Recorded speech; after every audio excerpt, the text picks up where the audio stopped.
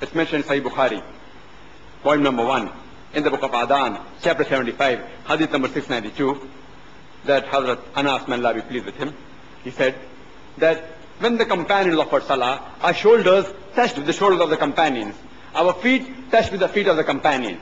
And the beloved Prophet further said, it's mentioned in Abu Dawud, volume number 1, in the book of Salah, chapter number 245, hadith number 666, the Prophet said before offering salah, that straighten your rows, stand shoulder to shoulder, do not leave any gap, close in the gap, and do not leave any opening for the devil.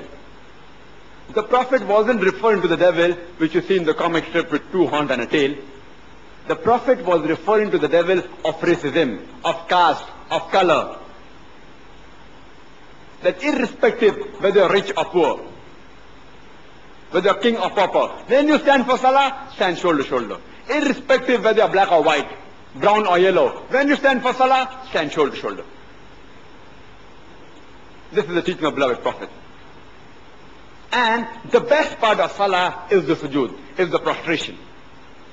And the psychologists tell us that our mind is not directly under our control.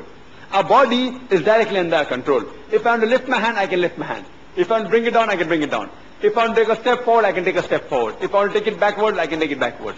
Body is directly under my control. But the mind keeps on wandering. It's not directly under my control. The psychologists say, in order to humble the mind, you have to humble the body. And there's no better way than putting the highest part of the body, that's the forehead, on the lowest part of the ground, and then say, glory be to Allah, the Most Highest. Glory be to Allah, the Most Highest. And the same method has been prescribed even in the Bible, in the Old Testament as well as New Testament. If you read the book of Genesis, chapter number 17, verse number 3, it says that Abraham fell on his face. In the book of Numbers, chapter number 20, verse number 6, Moses and Aaron fell upon their faces. In the book of Joshua, chapter number 5, verse number 14, Joshua fell on his face and did worship. It's mentioned in the New Testament. Jesus Christ, peace be upon him, when he goes in the Garden of Gethsemane, in the Gospel of Matthew, chapter number 26, verse number 39, it says that Jesus took a few steps forward, fell on his face and prayed to thy Lord. I am asking a question. Even an acrobat cannot do better, fall on the face and pray to God, than the way we Muslims do. It's the same way how Jesus, peace be upon him, prayed. So if following the teachings of Jesus Christ, peace be upon him, makes a person a Christian, then we Muslims are more Christian than the Christians themselves. The third pillar is zakat, which in Arabic it means to purify, to grow. And every adult Muslim who's rich, who has a saving of more than the nisab level, 85 grams of gold, he should give 2.5% of his saving every lunar year in charity to the poor people. It's compulsory. And the people to whom charity should be given this compulsory charity zakat is given in Surah Tawbah, chapter number 9, verse number 60. It can be given to the fuqara, to the poor, to the masakin, to the needy, to the amilun, those who are engaged in collecting of zakat, to mu'allafatu al-qulub, those whose hearts are coming closer to Islam, to the gharimun, to the debtors, to the riqab, to those who have become slaves, to free the slave. It can be given to the ibn sabil, those who is a wayfarer, a person who stands in a foreign land, or fi sabilillah, in the way of Allah subhanahu wa ta'ala. If every rich human being in this world gives zakat, poverty will be eradicated from this world. There will not be a single human being who will die of hunger. Similar message is given in the Bible. If you read in the 1 Peter, chapter number 4, verse number 8, it says that give charity, for charity reduces multitudes of sins. Give fervent charity, for with charity you can reduce multitude of sins. And the glorious Quran says in Surah Al-Hashr, chapter 59, verse number 7, it gives the reason for zakat as to prevent the wealth from circulating amongst the rich. The Quran says in Surah Tawbah, chapter number 9, verse number 34, that there are people who bury gold and silver and do not spend it in the way of Allah subhanahu wa ta'ala, announce to them a grievous penalty, that fire will be produced from their wealth, from the hellfire, and with it they will be branded on the day of judgment, on the forehead, on the back and on the flanks. And it will be said to them, this is the wealth you buried, have a taste of the wealth you buried. Hoarding of wealth is prohibited in the glorious Quran. The fourth pillar is Hajj. It's the pilgrimage. That every adult Muslim who has the economic and physical means to perform Hajj should at least perform Hajj once in his lifetime. That's a visit to the holy city of Makkah during Hajj, and visit Mina as well as Arafat, etc.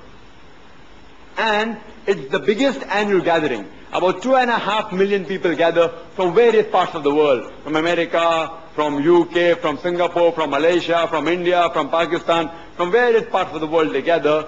And the men, they wear 2 pieces of unsewn cloth, preferably white. You cannot identify the person standing next to you whether he's king or a pauper.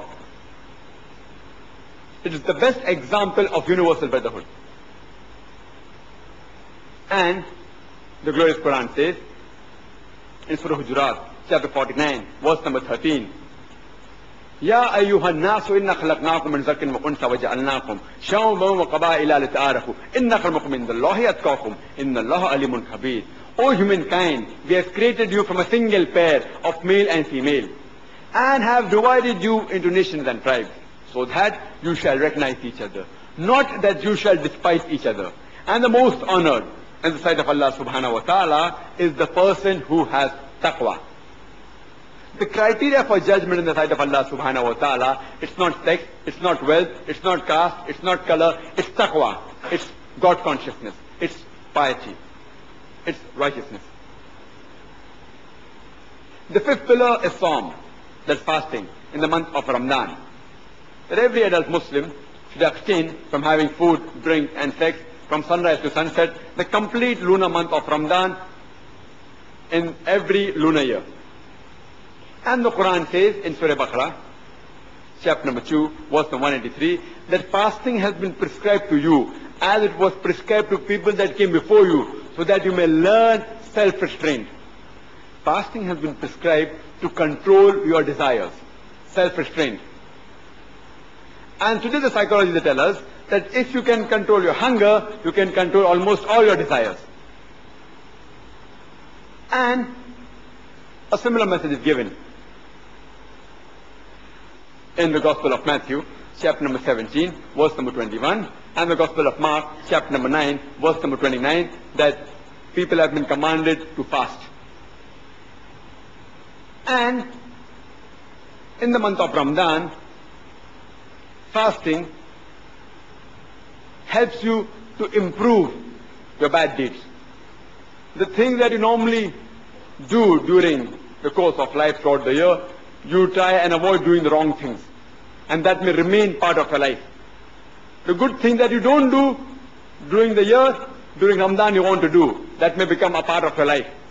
If you can abstain from smoking from sunrise to sunset, you can abstain smoking from the cradle to the grave. If you can abstain from having intoxicants from sunrise to sunset, you can very well abstain from the cradle to the grave.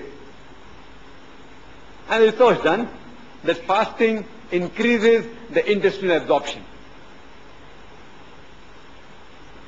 These were the 5 pillars of Islam. But these 5 pillars do not make up the complete Islam. As our beloved Prophet said, these are 5 principles, these are 5 pillars. And any engineer will tell you, any architect will tell you, that if the pillars are strong, then the structure will be strong.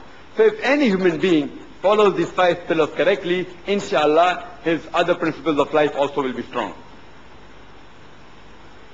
The glorious Quran says in Surah Dhariyat, chapter 51, verse 56, وَمَا خَلَقْتُ الْجِنَّ وَالْإِنسَ إِلَّا لِيَعْبُدُونَ, that I have created the jinn and men not but to worship me.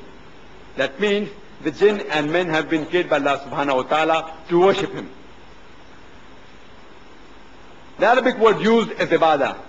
It comes from the root word abd. Abd. In Arabic, abd means slave of Allah subhanahu wa ta'ala. And it means a servant. So ibadah is a person who does servitude. who obeys his master. Anyone who obeys the commandment of Allah subhanahu wa ta'ala, it's called ibadah. Many people think salah is the only form of ibadah. It's one of the highest form of ibadah, but it's not the only form. Following the commandments of Allah subhanahu wa ta'ala is also ibadah.